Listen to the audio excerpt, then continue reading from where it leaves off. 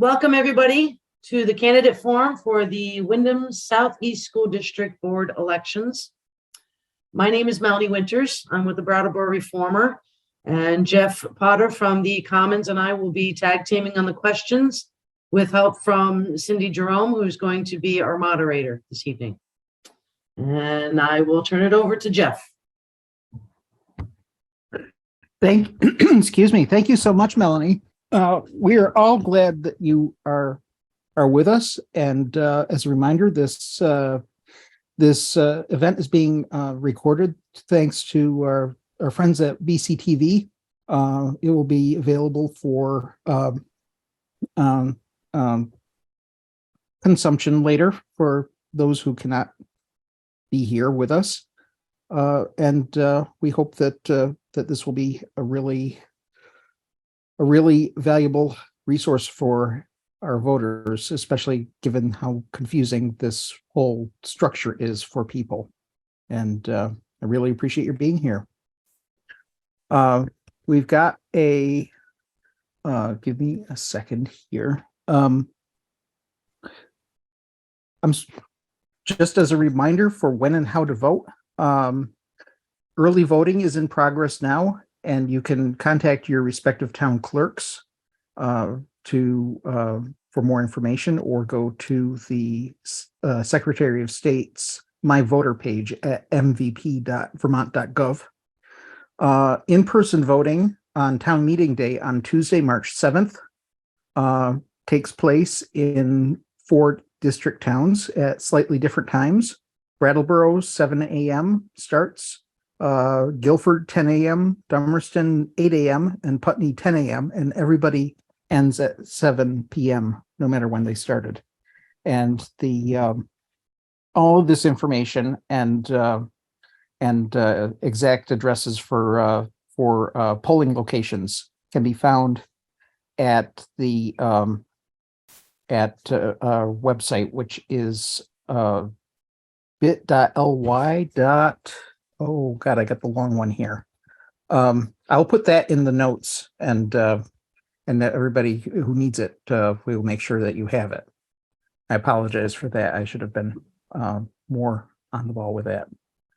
So with that said, Melanie is going to describe what exactly we're looking at for races. Yes, we have 7 candidates here with us this evening.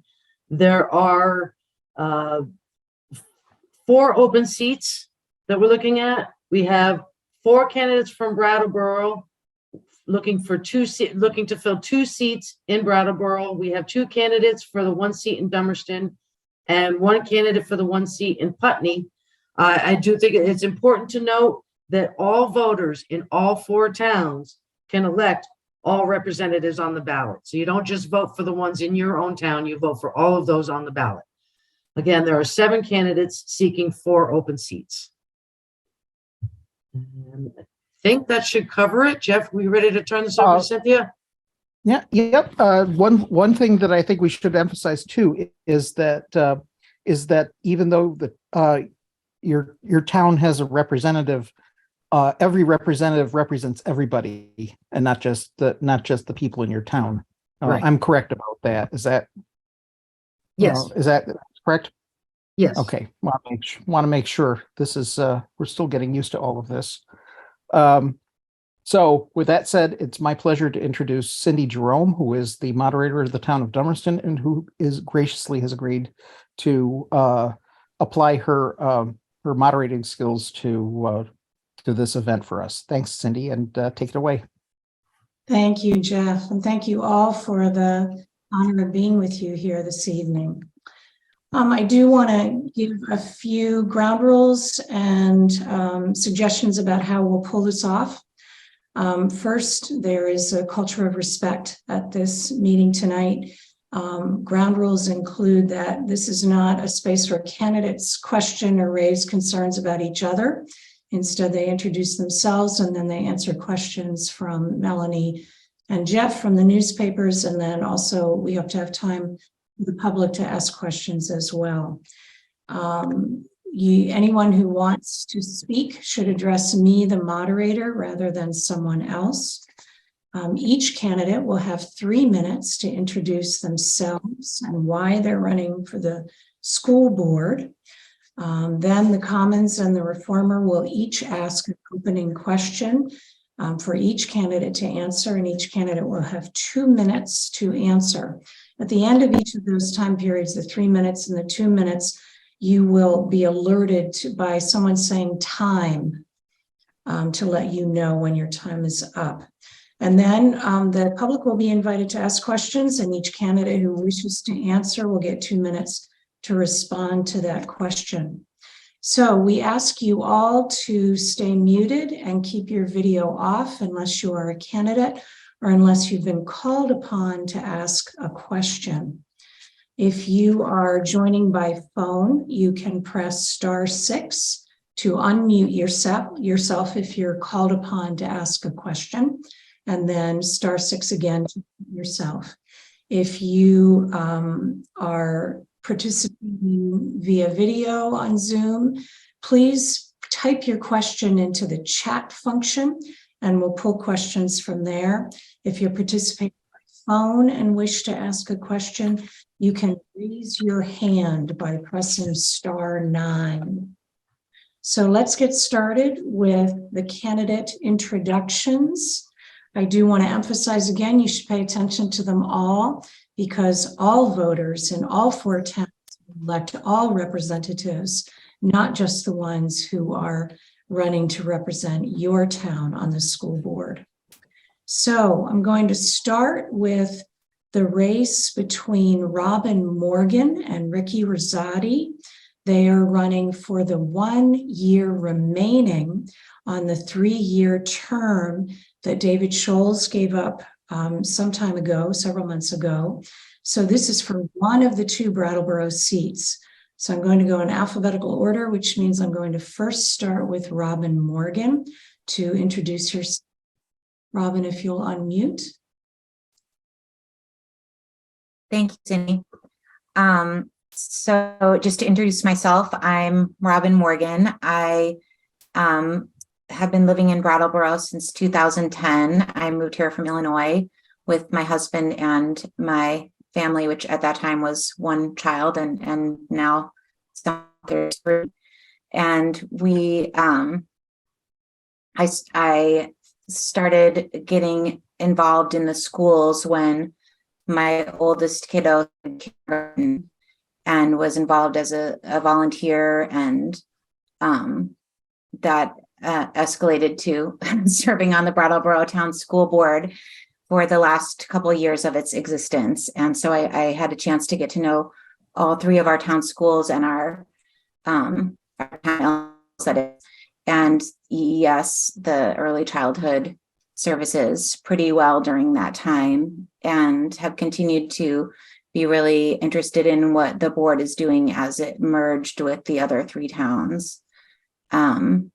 I recently joined the school board, the merged board, in November, I believe it was, after, as you mentioned, Cindy, David Scholes' seat was vacated and I was appointed by the board. So now I'm running for a chance for the public to weigh in on that appointment and decide if they want to elect me to continue serving in this role.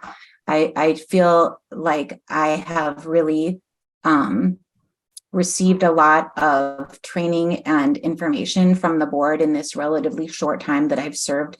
So I really hope to kind of pay off that investment of everyone's time that they've put into me, continue serving. And I know that this is a very, the school district is dealing with a lot of really heavy issues right now, even more than the usual very serious issues of educating children, which is our overall mission. But the reason why I offered myself as a candidate for being appointed to the board is that I feel like, besides my knowledge and involvement in the schools and in the, I would like to bring a sort of steadying presence and help the board navigate these issues. I especially feel like the upheaval of the sexual abuse investigation is something that is very delicate to talk about and steer our community through. And I just wanted to be a part of help bring like healing and accountability as a part of that process. Time up. Oops. Thank you. Ricky Rosati, also running for the one-year seat in Brattleboro. Please unmute and introduce yourself. Hello, my name is Ricky Rosati, and I am serving my last year as a District 8 representative in Brattleboro. I used the picture of the English translations of Algonquin, who the elected Odanak councillor Jack Hughes-Watso helped me with. So I think like having that visibility is really important. And I had warned him and other First Nations representatives and professors that I was committed to running for a term with the school board a year ago. And I am pretty heartbroken that unfortunately they are not available to join us at this meeting. But I had invited to yield my time to them to help like them share whatever statements that they would like to with us, because from my observations from the last 4 years directly in the area, that there's been a lot of like unwelcoming censorship of them from people in media and our government and school boards. And so I look forward to building relationships with them and trying to offer more curriculum that helps us understand the pre-colonial living history from Indigenous authors. And I'm really concerned about contracting with people who aren't members of corporations posing as Indigenous nations, because I think that both the people in the state of Vermont and in other states too, because this is like an international problem that's been happening for hundreds of years, people doing race shifting for state benefits, that I think it's really important that who we buy curriculum from are recognized by other First Nations that aren't like New Hampshire and Vermont, but more like throughout the continent.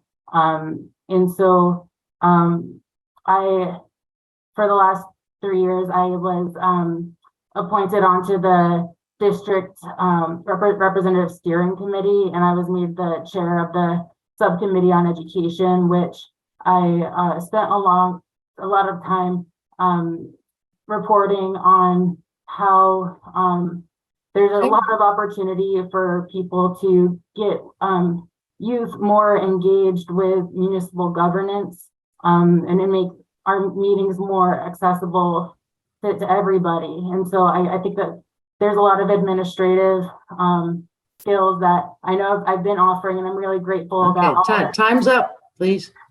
they've been doing a great job too. Thank you. Thank you, Ricky. Okay, now we're going to go to the second Brattleboro seat, which is for a typical 3-year term. And the two people running for this seat are Kim Price and Jackie Reynolds.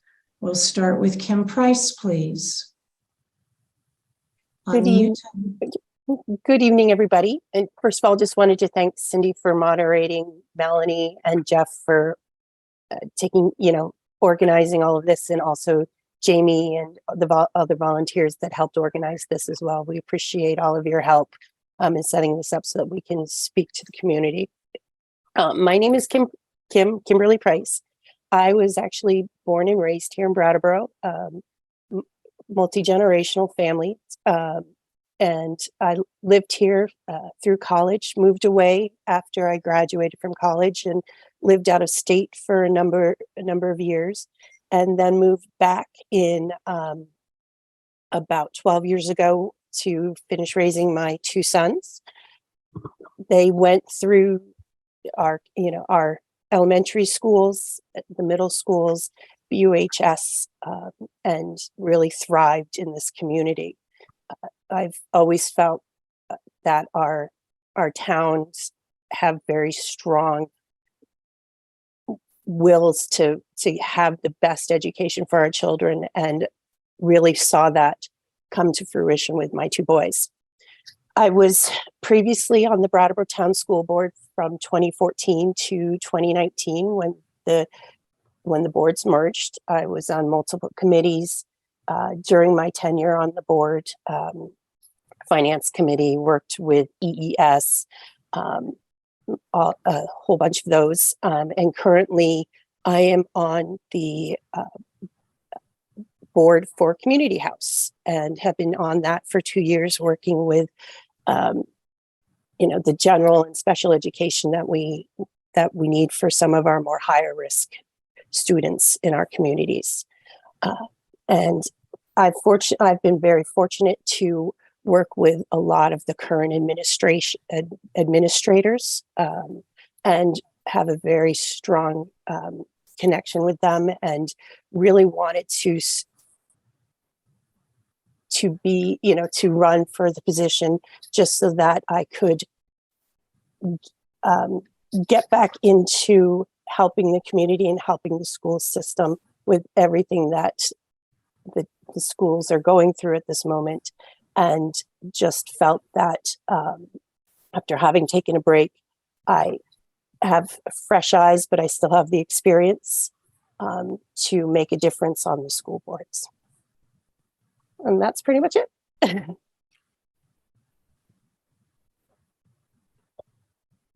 Thank you, Kimberly. Jackie Reynolds. Thank you.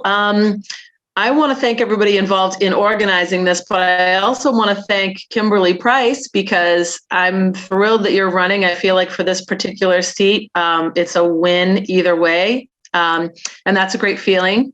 So thank you.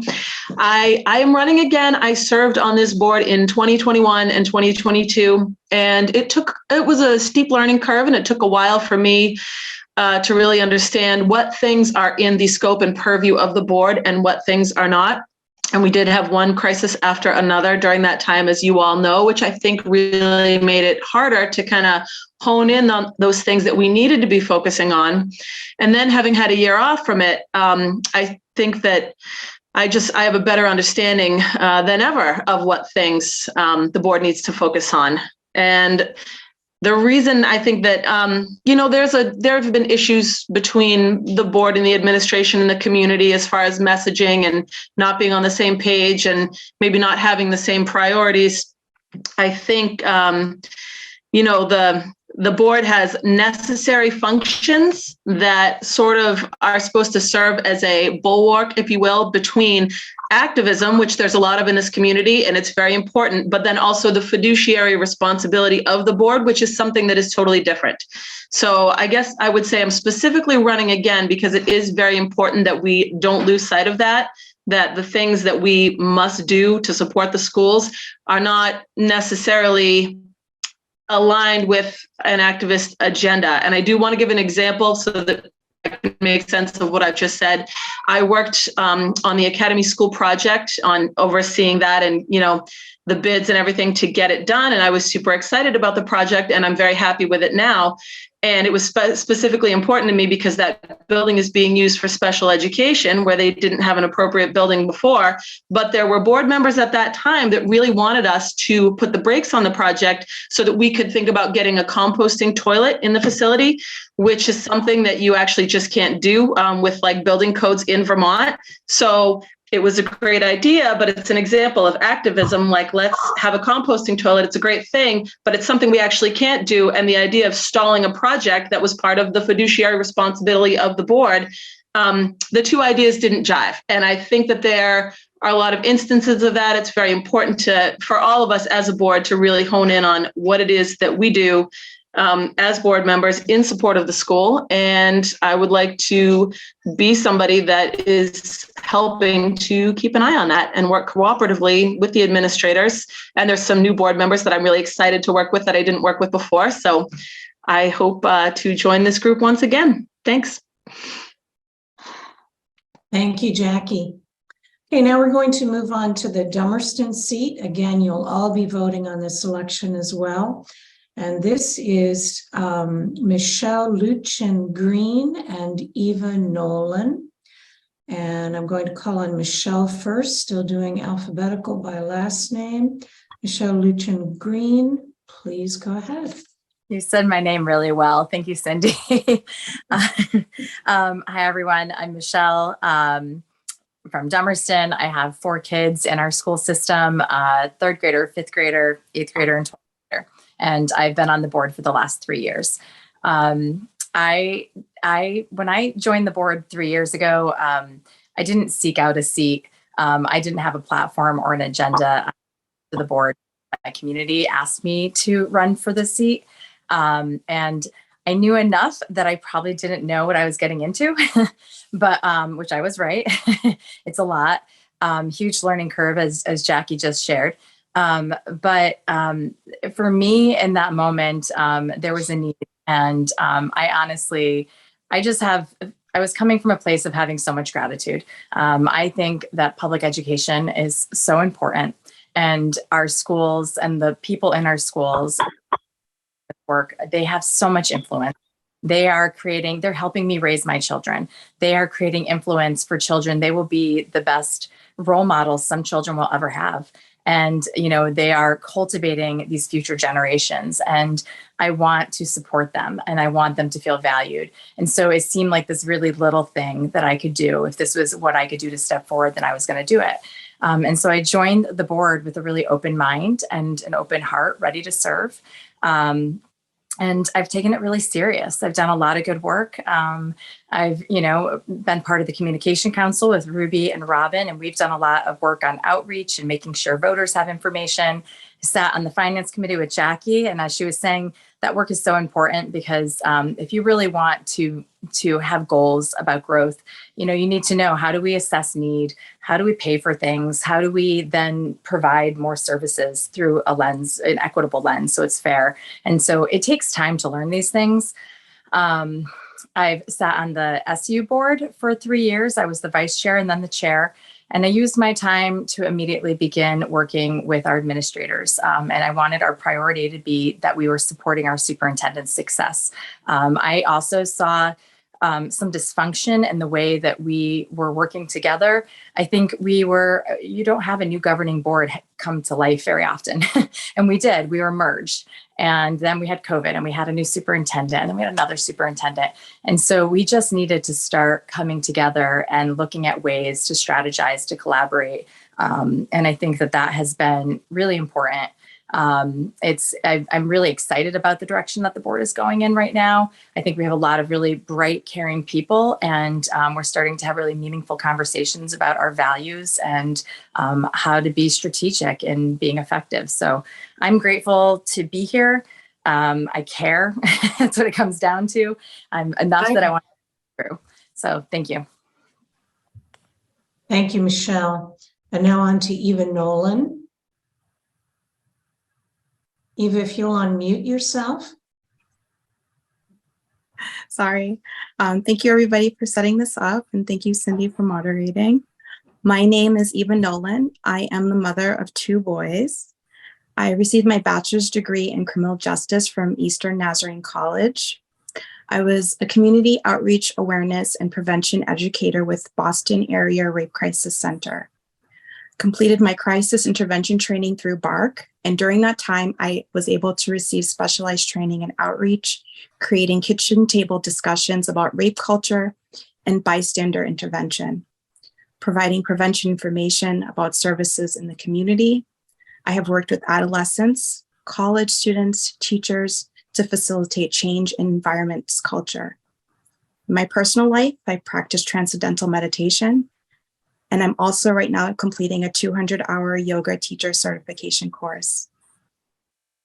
The reason why I would like to run is I would like to create network and continued connections that create permanent change in our school's culture and beyond, collaborating with the national and local rape crisis centers, and when possible, incorporating restorative justice principles. What we know is that 1 in 4 girls and 1 in 6 boys will experience sexual assault before the age of 18. And most sexual assaults happen by someone you know. What I'm seeing in the community of anger is I'm seeing people feel this powerlessness of what can we do to protect our children, our family members. And what I can tell you is that through outreach and education, that anger that you feel, we can empower you to look at your community, look at rape culture, and there is something that you can do. It's going to take working as a community to fight this crisis and making sure we are supporting survivors and creating positive bystanders. I would like to give voice to finding education outreach, not just for girls, but also boys, to help empower them to take control over their culture, making sure that we are always working as a community. Bullying and hazing are problems I would like to address in a district. I'm in a position in my life where I can rely on my lived experience and training, adding voice to help assist the board to the challenges ahead.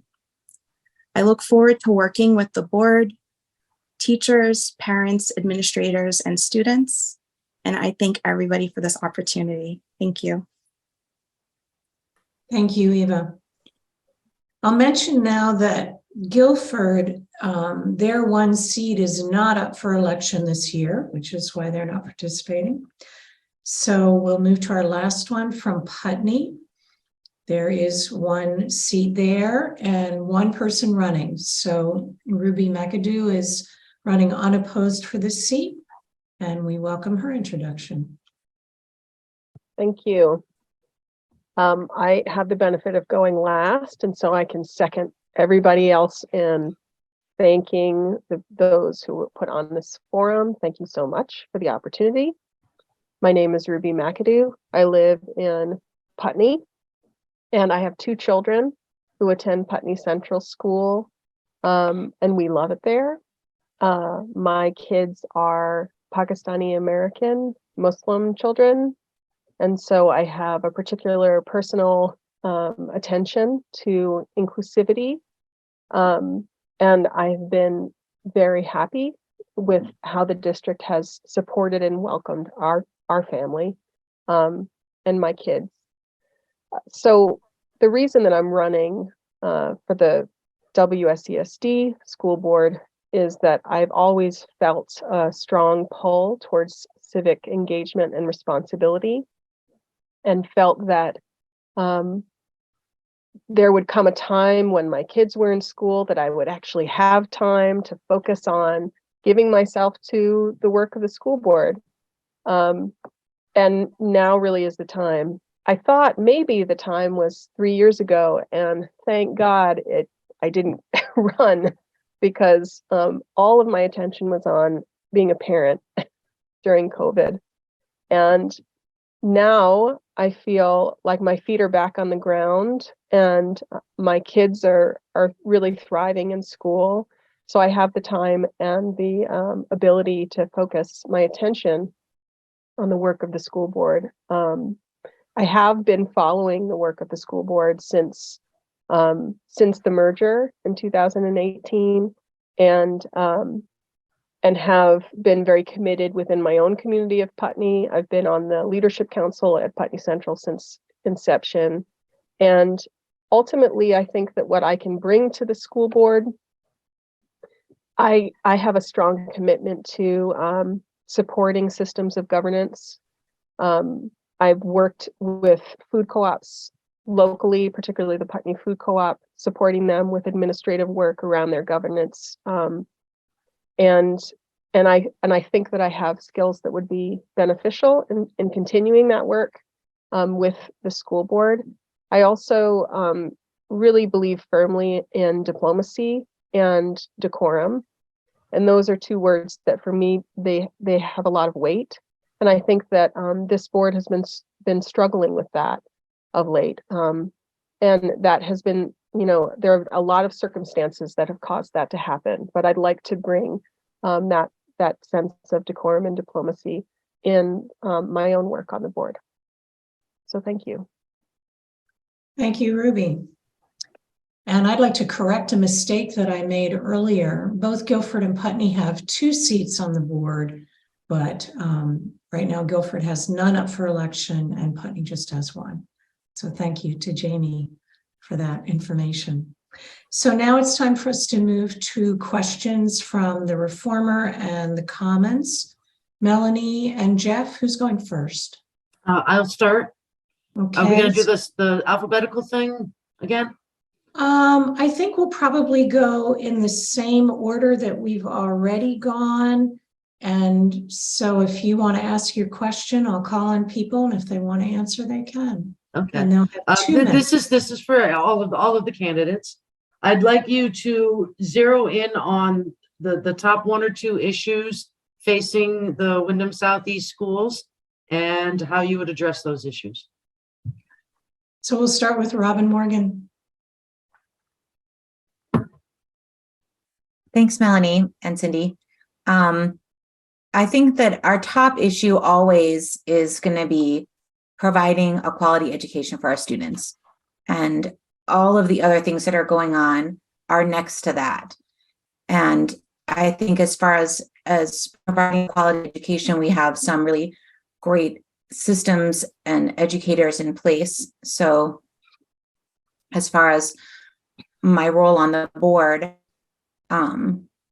it would just be to continue supporting teachers and administrators to do what they're doing.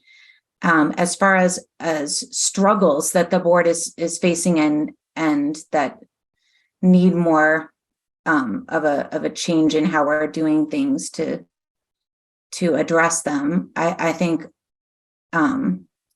the sexual abuse investigation obviously is one of those things, and I can see that a lot of work has already been undertaken to try and strengthen our school and district culture around making sure that all students are safe in school and that any inklings of grooming or abuse are immediately recognized and reported. And I think that there's work underway also as far as our policies about that, looking to strengthen those as well to prevent any cracks in the foundation that we have slipped into in the past. And then obviously part of figuring out how to address this problem is really investigating, well, what has happened in the past? Where were those cracks? How did those things happen? And how did they be allowed to continue happening? And that's where I think that the investigation's role is really in illuminating for us what flaws have historically existed in the system and perhaps still exist. And so really once we receive the results, we'll know what our next steps are. Okay, thank you, Robin. Ricky Rosati, would you like to answer the question?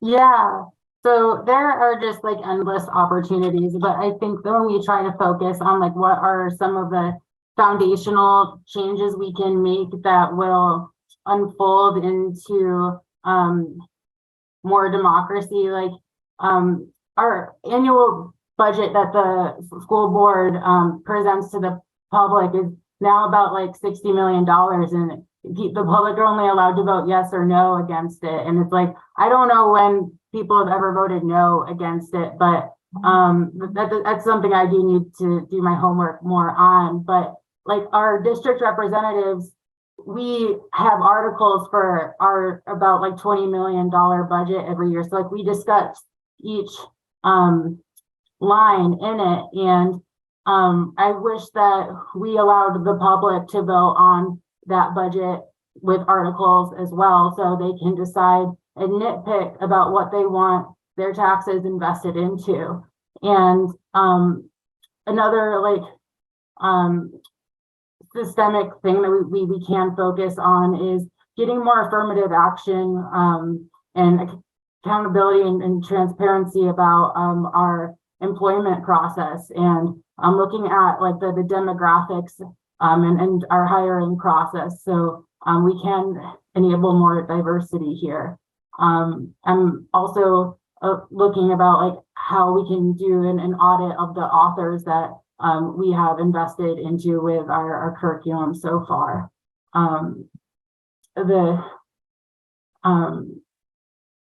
So like that's more than two.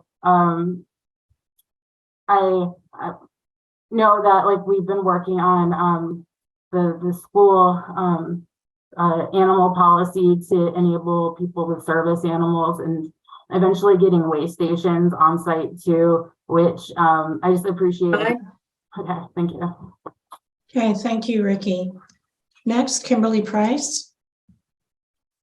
There are a lot of issues that I know we all want to, that are dear to all of our hearts. I know just two, obviously we want to take care of the sexual assault.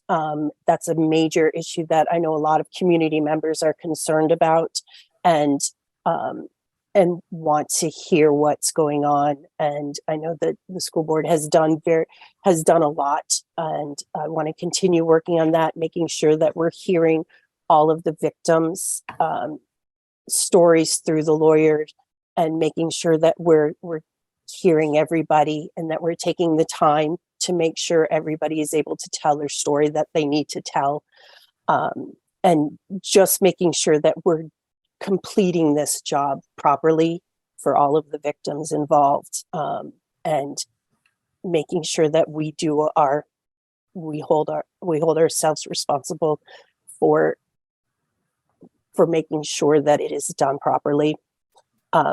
We also want to make sure, again, we have strong education, but making sure we're fiscally responsible for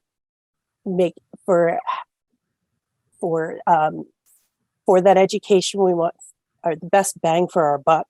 I know that's something that was said previously by people that I know, and just want to make sure that we are listening to the public on what they feel we're spending their money, and we need to make sure that we are holding ourselves accountable that way. And we're working with the administrators to make sure that we are looking at all of the schools and we are using those funds properly, so that we're able to give the kids the best education, and also represent the town members that we're asking them to fund all of our kids' educations.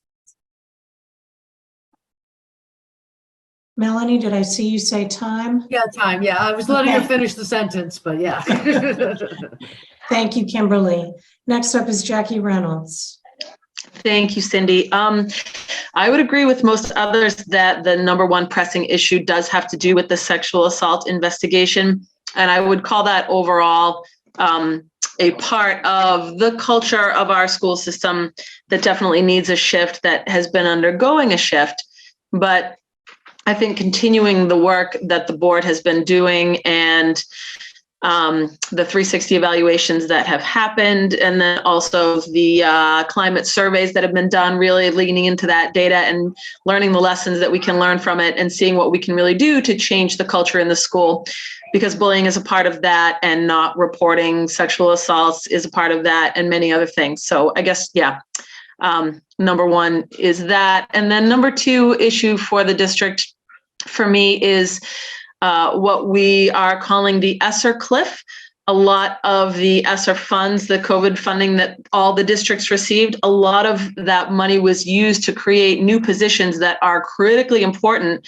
And those include social workers and clinicians and mental health support and paraeducators, and things that in a community with so many children that are identified needing special education services, or not necessarily special education, but other supports for all types of social, emotional issues that have come up as a part of the pandemic, or just come up in general.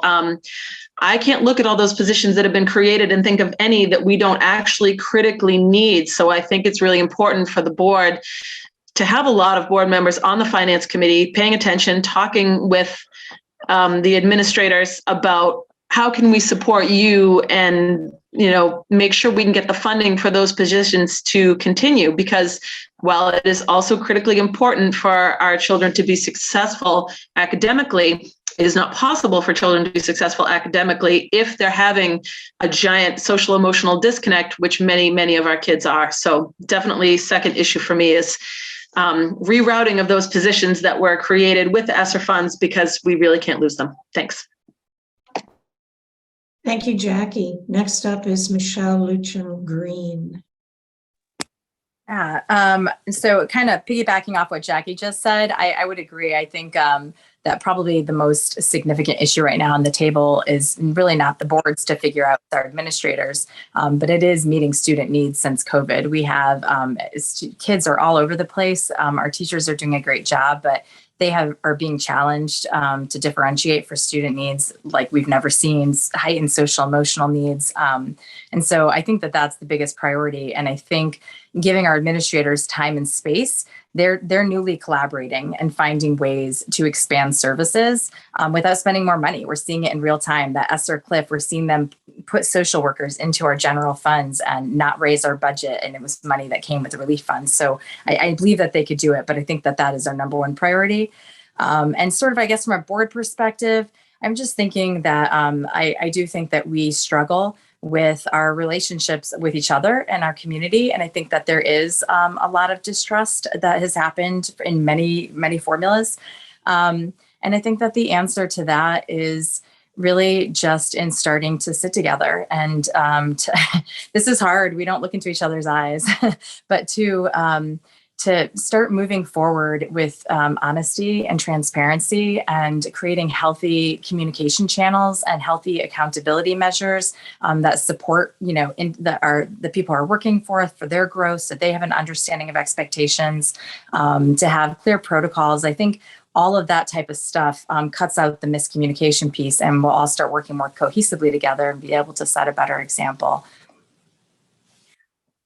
Thank you, Michelle. Next up is Eva Nolan.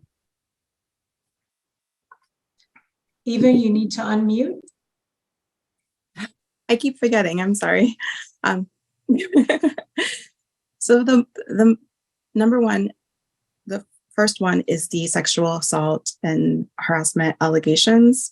That's the most important. I would say number one is that's the most important thing for me. I have come in as an educator into colleges that have had investigations done, that have had a series of allegations, sexual assaults that have happened. And in some situations, it was a chronic thing that was happening on a weekend basis in certain colleges. And I can tell you that the investigation process will come to an end. But the question will be, what do you want the culture to be? How do you want to proceed? And I feel that we are at a point where we can have a renaissance in our culture, that there can be a light in our culture. And I know that people want to get back to the business of living, and they want to, some people think that there's this perfect program that's going to address all of the issues. But I can tell you that without the work being done, without the community, without the teachers, without parents, without everybody continuing to talk about what the culture and how we see sexual harassment, how we see personal boundaries between girls and boys, what is happening with technology and harassment and bullying and sexual harassment. Do children understand what the legal implication of sending images of minors, that they are legally implicated in that? And I want that to continue. I want us to feel empowered as a community to still have those kitchen table talks, not only in the school, but at home, and having survivors be able to speak up and feel that they can say what has happened to them. Everything that Oh, sorry. Was it time? Yeah. Oh, okay. Yeah. Thank you. Thank you, Eva. And Ruby McAdoo. Thank you, Cindy.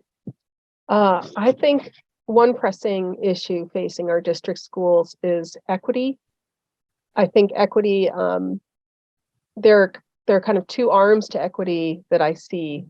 And one has to do with equity related to diversity, equity, and inclusion. And I think that's critically important, an important focus for our schools.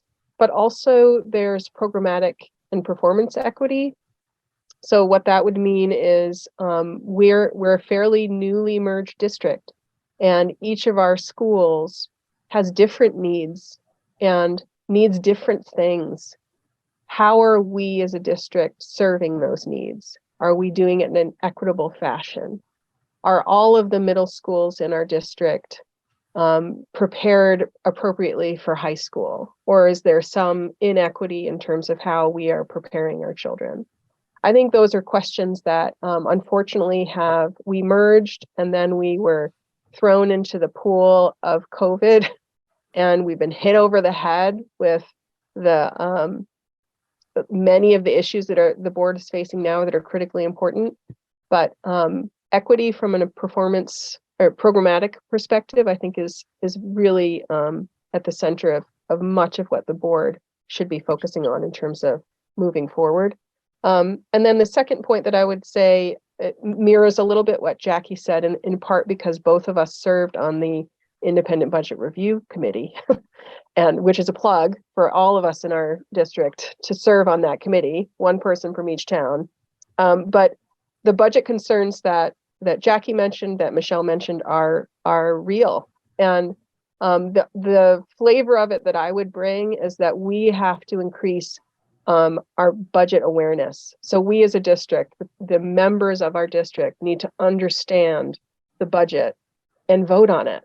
And we are, our first in-person annual meeting. I hope people show up, but we need to understand what we're voting on. Thank you. Thank you, Ruby. In this next round, we'll start the answers with Kim Price. And Jeff, it's your question. What would you like to ask of the candidates?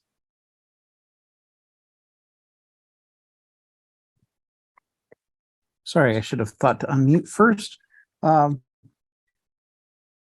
All right. You've all told us a lot about the real challenges and issues facing the district, and there are a lot of them. But what I'm curious about is what do you all see as the district's existing strengths and assets? All the things that make it that are really, really good. And how can the board build on, support, and perpetuate these things and leverage those strengths to solve some of the problems you've already described here? Thank you. Go ahead, Kimberly. I think the administrators that we have, I think they're very strong. I've worked with mostly being on the Brattleboro Town School Board. I worked with the Brattleboro Town administrators. I actually worked with Mark when he was at Green Street, and I've worked with Kate Margitis when she was actually at the high school. When my boys were there, I had a lot of interactions with her. Worked with Kelly, worked with most of them. And I think if we allow them to do their jobs, the support and love that they have for their job and for our children, there's nothing that they can't do or that they don't want to do for our kids. And I think if we support them the way that we need to, fiscally looking at, like Jackie and Ruby and Michelle all brought up, making sure that we have the support with the social workers and the emotional support and everything that we have for our kids. If we allow them to do the job that we have hired them to do, there's no end to what they're able to do. And I think they're just the strongest assets that we have right now. Thank you, Kimberly. Jackie Reynolds.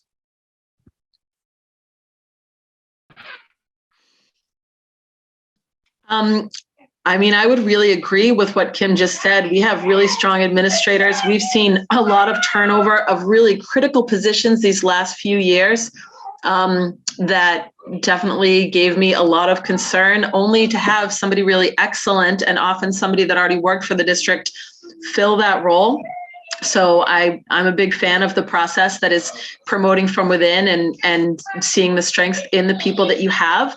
I also think that our hiring process is very good because, granted, you know, candidate pickings are slim in schools everywhere. It's very hard to get people. We've often had major staff shortages that somehow this administration has been able to pull it off and get really, really good people, not necessarily whoever shows up. And I've also seen them hold off on filling a position until we got the right person. So supporting that is very important. And another thing that I've seen our district do very well, and this might be a controversial thing to say, we have increased diversity among the people living in the district. We have more diverse students that live here than when I moved here 7 years ago.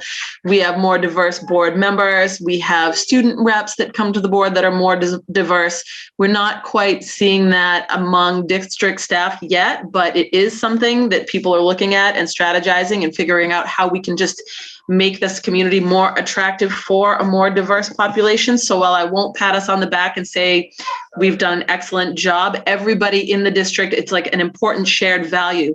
People are working towards that and really want to see that happen for the sake of our kids and for everybody. So I think the work that we do with diversity, equity, social justice is excellent. It's a big strength in our district. It's a shared value. We need to continue that.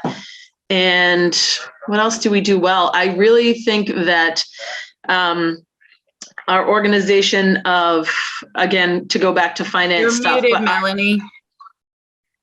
Melanie, you're muted. But it must be time. Sorry, Okay. that was time. My bad. That's okay. Thank you, Jackie. Next is Michelle Luchin-Green. Okay. I really appreciate this question because there's always room for improvement and growth, but it's really important to celebrate what we are doing well.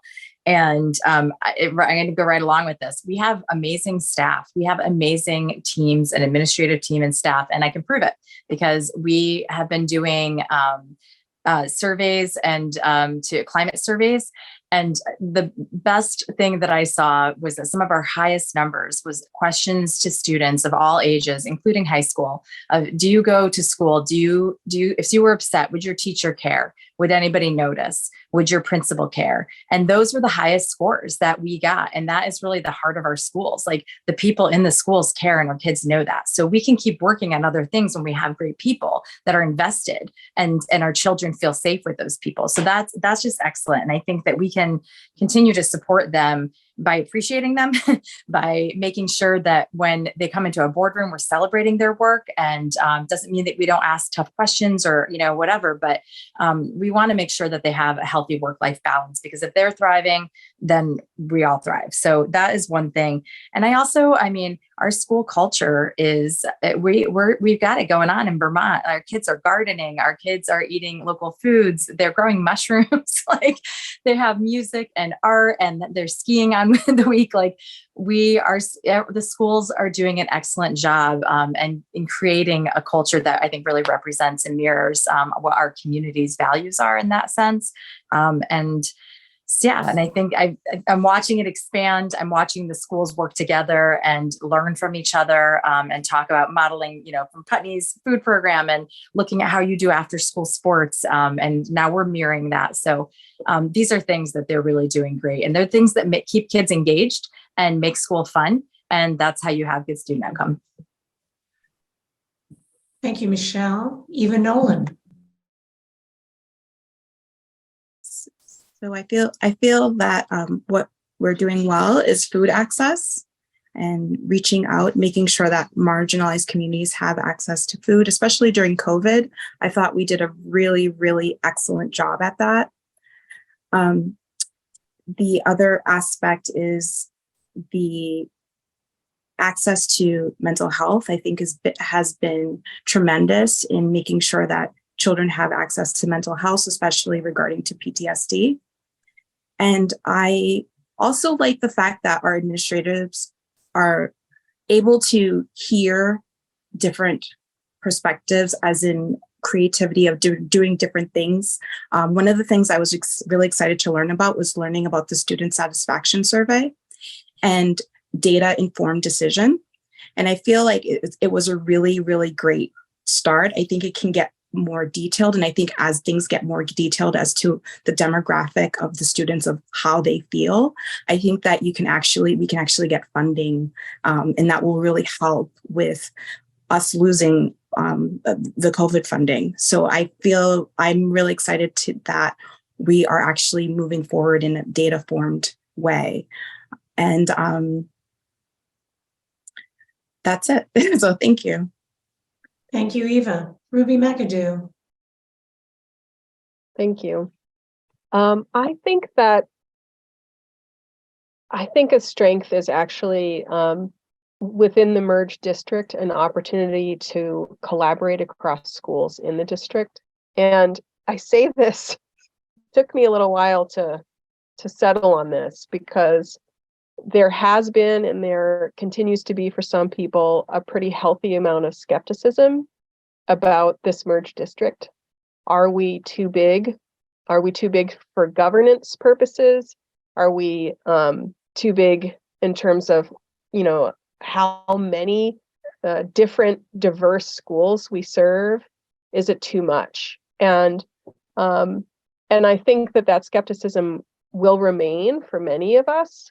But what I've heard loud and clear from administrators who have been reporting to the board and reporting through the superintendent, I hear that opportunities for collaboration since the merger have been immense, and they've been helpful. And I think presentations, particularly recently from school administrators, have really highlighted that. And so from a strength perspective and where we build and how do we leverage, I think the district is already doing that.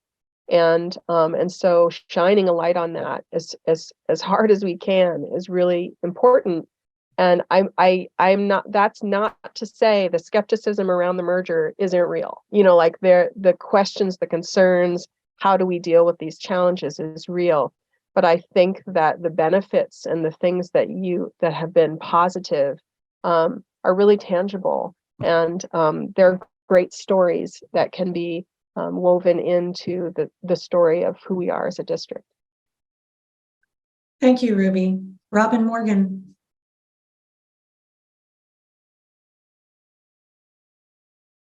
Thank you.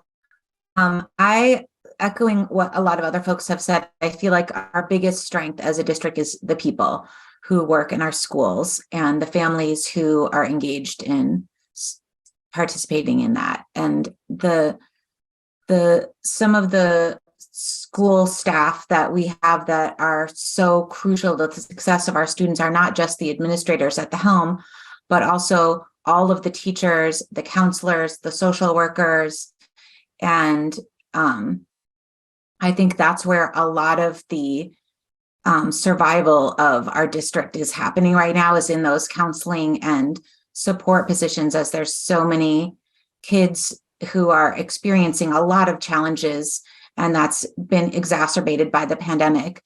And so the way that our board has supported that is to fund positions where we have enough staff members to adequately support the needs of the students. And I will definitely advocate for continuing that, as Jackie and Ruby and Michelle were all pointing out that some of these positions that the board hasn't had to fund, we will now have to create space for in our ongoing budgets. And that's definitely something that we can do as board members. I also think that one of the other things that I've felt has been really successful is the structure that has emerged in the last few years to center social justice culture and teaching in all of our schools, with having our diversity, equity, and social justice office be a key part of the administration, and providing stipends to pay teacher leaders at each school to bring the stuff that they're learning about and working on into their school staff meetings and into their classrooms and the classrooms of colleagues. So it's a really cool kind of tree root effect that's going on and trickling down into each school. And it seems like that has been really fruitful. Thank you, Robin. And Ricky Rosati. Well, I'm appointed onto the agricultural committee, and I'm excited to work with the schools about expanding their school gardens. I would love to support them with that, and I appreciate how the most of the people in the school that I've interacted with so far are cooperative with me without me having to be like a bootlicking grifter like other administrations that I've worked with. And I appreciate their patience with me too. I am diagnosed with cryptopyrrholia, so I like some of my symptoms are like flinching and whispering and like sometimes yelling. So like I try to like mute myself to not disrupt the meetings. So I see them talk about them extending that towards their students too, like and so like that type of environment, I appreciate how they create that learning environment for students, because I was also a substitute teacher, and I worked mostly with accommodated learning students, and I grew up in upstate New York, where although I did have a lot of tutors that I'm grateful for, we didn't have as many opportunities as here. So thank you. Thank you, Ricky.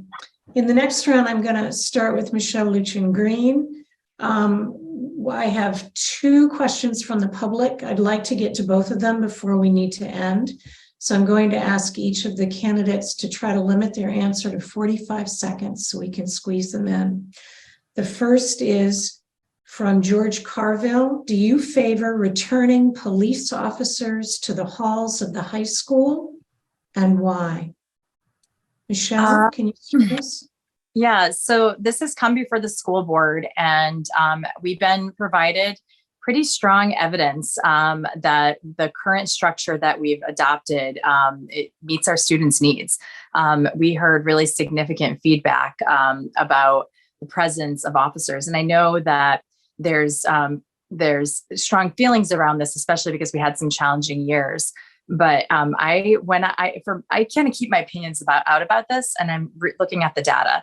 And, you know, what ended up happening is we ended up hiring those police officers to be security guards. We do have security, but we've asked for those people to have better skills in meeting social emotional needs. And so I'm comfortable with this model.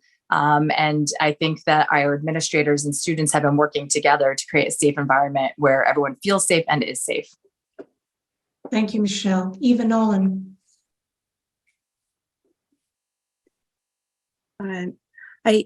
I would not want a police officer to be in the school location, just because the data and the way that children of color feel, it's not a positive learning experience for a lot of children of color. They may feel intimidated, and I feel that we do need to think outside of just what the majority is. And for me, with police officers being within the school, I think that you could certainly use them as security.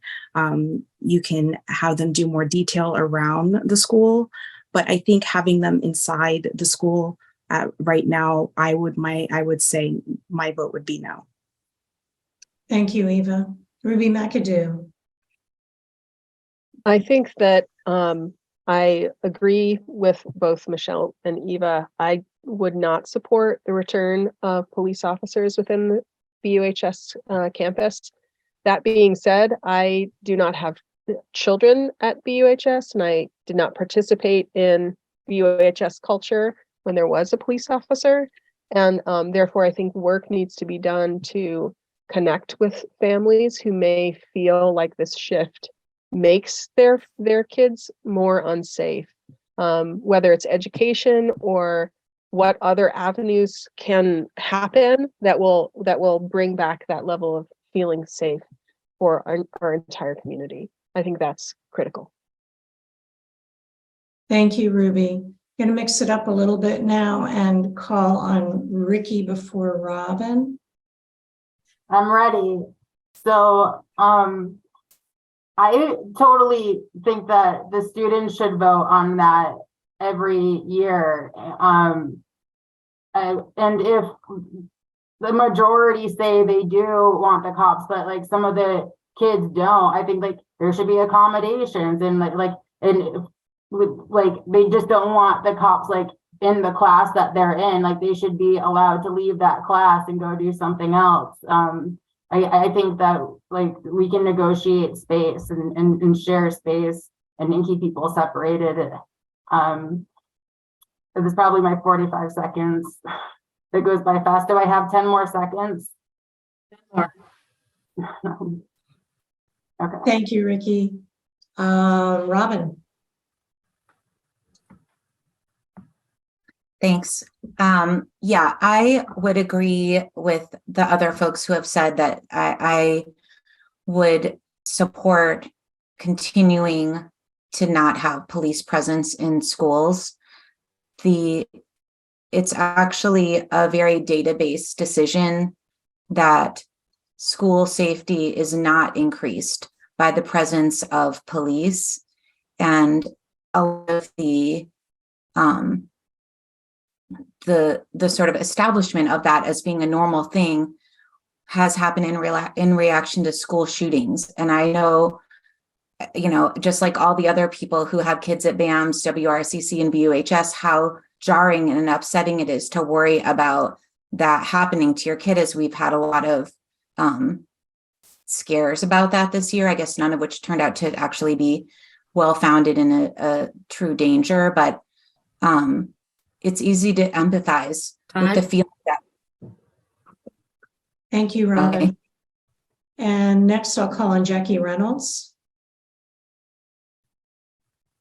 Well, I think that our students have spoken loud and clear overall that they're not comfortable with police officers in the school. So that is why the answer would be no for me. I wouldn't support it. That being said, I absolutely am in favor of police officers being stationed directly outside the school, because we did have a situation last year where somebody brought a firearm into a school property and an administrator had to deal with that, which is a very upsetting situation. I think we could cure that with an officer outside, definitely not inside. Thanks. Thank you, Jackie. And Kimberly Price. I am very similar with Jackie. Before we moved back to Vermont, I lived 2 towns over from Sandy Hook. And we moved right before the tragedy at Sandy Hook. In school safety and security is very important, but also the safety in the minds of our children, and that the students don't want police presence in the school. Absolutely. But I do think that there should be police presence outside the school if need be, because they would be able to stop somebody coming into the school if need be. So. Thank you, Kimberly. Ruby, I'm going to start with you with the next question. COVID has been challenging for our kids. We have seen some students drop out of school. What are strategies to get those kids back, to get the mental health and academic support they need to feel like they can come back and complete their high school education? Ruby, do you have an answer for that? Well, I think that the only answer I can give in 45 seconds is really relying on the administrators, the staff, particularly at the high school, those that deal with social and emotional wellness within that community of kids, leaning on them to help pave the way forward there. I think that there's no doubt in anyone's mind that that's critically important, but in terms of strategies, that has to come from the root. So that's my thinking. Thank you, Ruby. I'll call on Ricky Rosati now. I've been asked to mix up the order a little bit. Did you call on me? I did, Ricky. Okay. I wasn't ready this time. So I think we shouldn't pressure people to live up to our standards, or a standard, or like an illusion of what is success, because there are so many alternative paths that we can support them with that they can lead. And so I just support enabling them to empower themselves if they want to start like doing their own career training or like doing some other type of thing with their time. I don't think a high school diploma or a GED is what defines us. Okay, thank you, Ricky. Robin Morgan. Thanks. I don't want to answer too specifically about this because I'm not sure what the practice already is when there are students who drop out or don't graduate. But I would think that that really is a key place for our school social workers to be reaching out and figuring out what are the barriers for that student and what support do they need to be able to complete this either in school or through some kind of GED situation. So possibly more funding to create additional social work positions to focus on upping our graduation rates or post-graduation diploma things. But again, I would have to check with what is already in place around that. Thank you, Robin. Next, I'll call on Jackie Reynolds. Thanks. I agree with Ricky that it doesn't necessarily need to be number one priority for a kid that has been traumatized to come back into the school building if it is not the right fit for them. I think assessment on a case-by-case basis is really important. If it seemed like it would be a good fit for a kid, but they needed maybe a relatable experience to get there, then I would love to suggest being, direct engagement from a family who has maybe successfully been through this, or friends or peers, people that they know. But again, this is the work of the professionals that we've hired, not so much a board member to decide how we do it. But I would also say the board members do have a support role. For example, if a student felt there was too much pressure to complete their coursework in the time that they thought they had left, the board could then vote to accommodate them, give them more time. Thanks. Thank you, Jackie. Kimberly Price. Again, it's very hard without numbers to give complete concrete ideas, like Robin said. It's important. We have people in place with social workers and all of the administrators and I'm sure they are tackling this to begin with.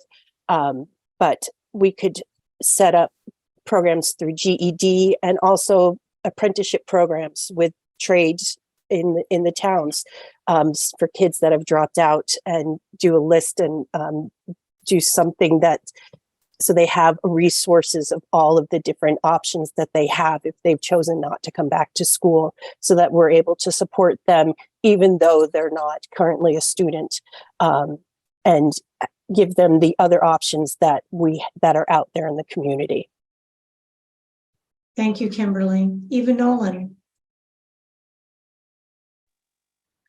I have a bit of a familiarity with this because I actually grew up as a foster kid. So I am used to disruptions in the household, disruptions in the schedule. And I can tell you that for me, almost dropping out of high school, the most important thing was to reach out. And having a teacher say, you don't just come to school for a week, come to school for a day. It's really important that we still reach out and tell these kids that we haven't given up on them, and that the door is still welcomed.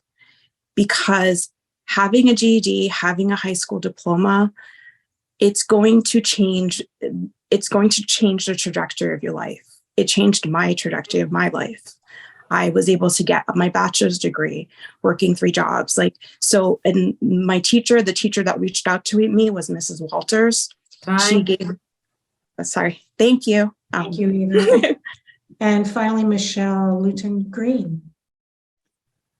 Yeah, so that's a tricky one because we're asking board members to provide strategies, and that is not our scope.